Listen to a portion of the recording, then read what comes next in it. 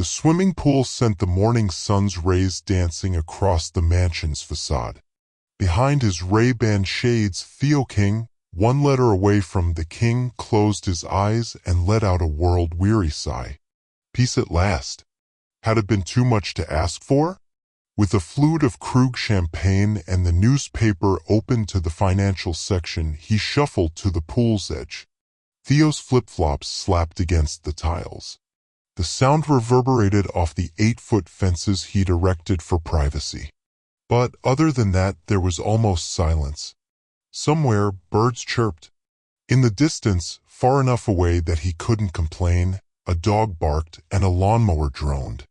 This quiet was how it should be. No kids running around, screeching like pterodactyls. They'd only been back 2 days since their holiday in the Bahamas before they'd started to drive Theo crazy. Couldn't they read the "No bombing in pool" sign?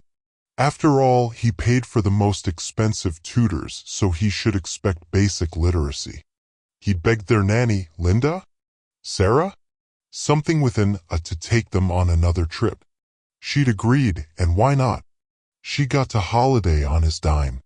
But she insisted that the kids had had too much sunshine, which wasn't good for their skin. So they decided on a 2-week ski trip to Switzerland. Bliss. Theo kicked off his flip-flops and lowered himself with a cholesterolic groan.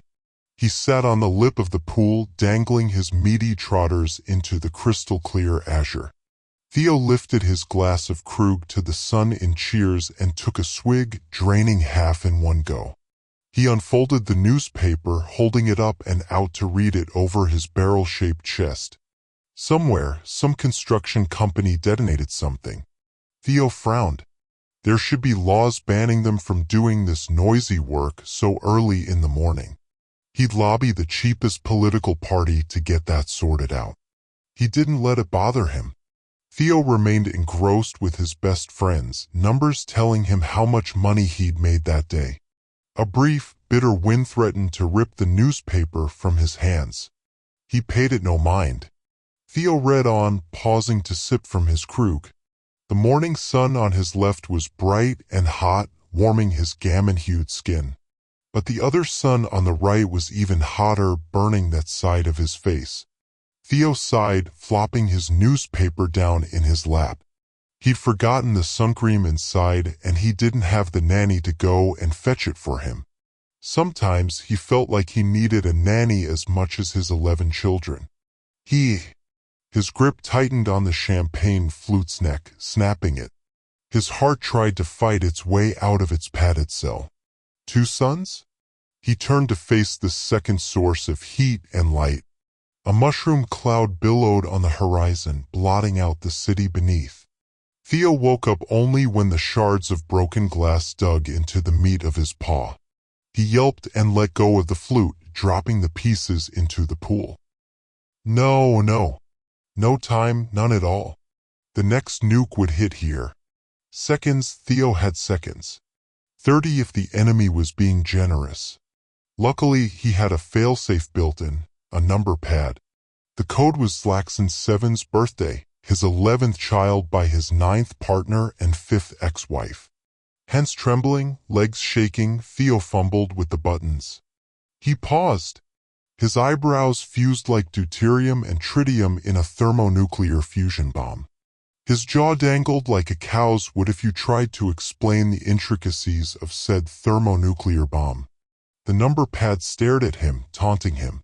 What the hell was that kid's birthday? Was it June or July? March? September? How on earth was a man supposed to keep track of these things? He had 11 of the brats, for God's sake. He ran his hands through his hair, now lush thanks to those plugs he'd gotten. The sweat dripped. The sky continued to darken. The number pad stared Theo down. Theo recalled something through the hazy lens of an old ketamine binge. He'd once paid doctors to control a pregnancy with hormones so that the kid would share his birthday. He entered it. The LED flashed red.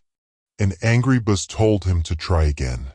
Why, had he insisted on a lockout after 3 wrong passcodes? If the nanny were here, she'd know the correct date. She knew everything about those kids. But she wasn't here, he'd sent her away with his offspring. And she and the gang were likely safe over there in neutral Switzerland. Blubbering, hands twitching like octopuses on cocaine, he took a stab at a random date. Red light. Angry buzz. Theo wailed, hopping from one foot to the other, putting severe strain on his knees. Was that a bomb's high-pitched whistle? Theo went to try another random code and realized he'd forgotten what the previous random code he'd tried was. If he entered it again, it'd lock him out. Bawling his eyes out, he mashed the keypad with his fist.